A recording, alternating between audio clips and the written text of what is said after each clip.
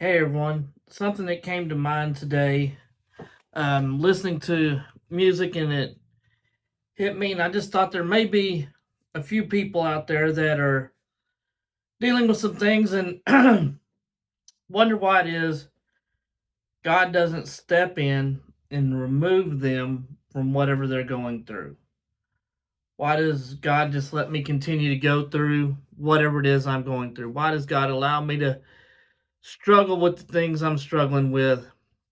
The addictions, the vices, the bad relationships. Why am I going through these things, and why doesn't God just remove me from that? And it led me to Daniel chapter 3, really starting in verse 16, but a lot of chapter 3, at least through 30, talking about Shadrach, Meshach, and Abednego and the fiery furnace.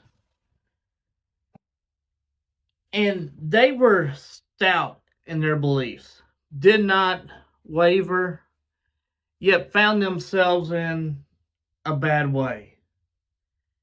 And it just kept getting worse for them. Up until the point that Nebuchadnezzar finally gets just fed up with them and really gets angry, and that's when they're tossed into the fiery furnace. But what they say is pretty interesting in verse 17. If we are thrown into the blazing furnace, the God we serve is able to save us from it, and he will rescue us from your hand, O king. But even if he does not, we want you to know, O king, that we will not serve your gods or worship the image of gold you have set up. So, their belief is that God can save them. But even if he doesn't, they won't worship their gods. And the thing is that we see that they were not kept from going into the furnace. They had to go into the furnace. But that's where the fourth shows up. See, Jesus was there. He didn't keep them from the furnace. He didn't remove them from the struggle. He didn't remove them from the tough time.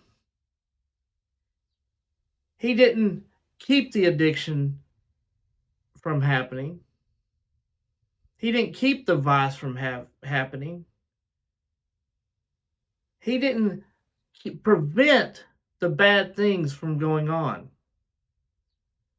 But what he did is he joined them in the midst and protected them. So what are you struggling with that you're really upset with God right now? What is it that you're screaming? Why don't you just take that from me? Why don't you just remove me from that? See, we have to understand while we're going through some things, Jesus is right there. And he just wants you to surrender to it. Surrender to him. See, you're trying to go through it by yourself. You're trying to battle that addiction by yourself. You're trying to battle that vice by yourself. You're trying to battle that illness by yourself. You're battling whatever it is you're struggling with that's beating you down. You're doing it by yourself and being upset with God about it. And Jesus is there going, I'm right here. I'm right here. Because when Shadrach, Meshach, and Abednego come out of the furnace, Nebuchadnezzar notices that their clothes are fine, not a hair is scorched on them, they don't smell of smoke, they're unbound.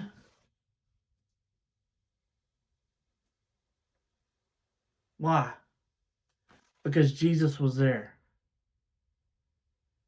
And they allowed him to work through that issue. Unbound. You know, that's another thing that just stuck out to me in this scripture. They were bound when they were tossed in, but when they noticed the fourth was in there, they were unbound. Isn't it time you become unbound from whatever you're struggling with? Whatever's got you tied up? Whatever's got you in bondage? Whatever's keeping you from praising? Whatever's keeping you from trusting God? Jesus is waiting. Right now. Whatever you're struggling with, whatever has got you just all wound up, surrender to it. Surrender it over to God. Jesus is sitting there waiting, going, I'm going to untie these bounds on you. Will you let me? All he's asking for, will you let me? Will you surrender? Do that today.